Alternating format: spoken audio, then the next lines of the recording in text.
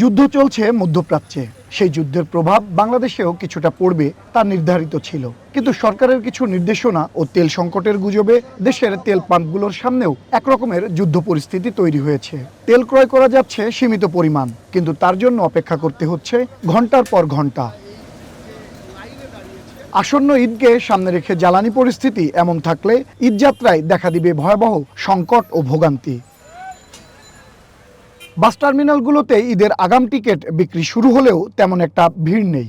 গাবতলী বাস টার্মিনালে নেই শ্রমিকদের টিকিট বিক্রির চিরচেনা হাকডাক, ক্রেতার ছোটাছুটি।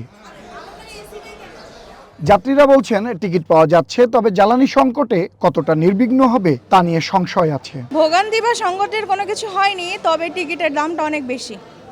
এটা আমি একদমই হতাশ।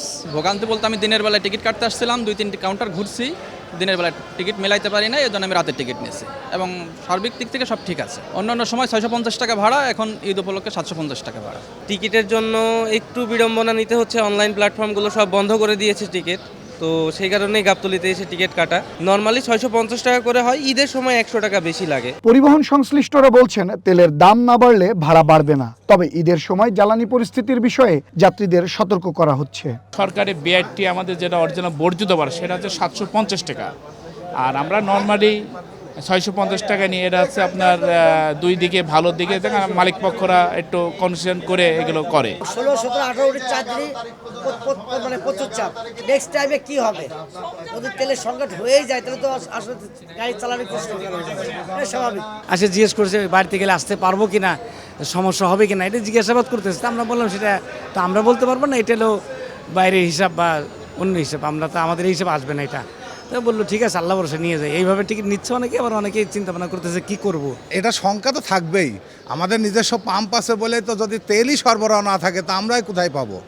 আর যদি এমনটা হয় তো শুধু রয়্যাল এক্সপ্রেস একা চলতে পারবে, আর সবারই এই পরিস্থিতি হবে। এমনকি আমি তো শুনেছি অনেক পরিবহনে নাকি ঈদই দিয়েছে যে জ্বালানির ক্ষেত্রে কারণে যদি মানে আমাদের শিডিউলের কোনো বিপর্যয় হয়, এই জন্য কর্তৃপক্ষ দায়ী না। পরিবহন মালিক সমিতি বলছে ঈদের আগ মুহূর্তে জ্বালানি সংকট দেখা দিলে ঈদযাত্রা ব্যাহত হতে পারে, তবে ঈদযাত্রার আগাম টিকিট বিক্রি স্বাভাবিক আছে।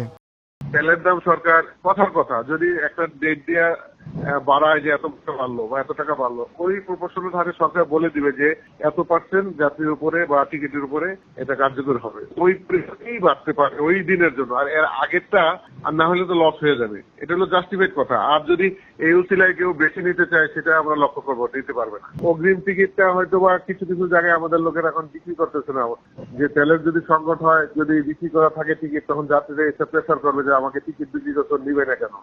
ওইদিকে যদি কোনো কারণে গাড়ি তেল না থাকলে তো আর গাড়ি চলতে পারে না।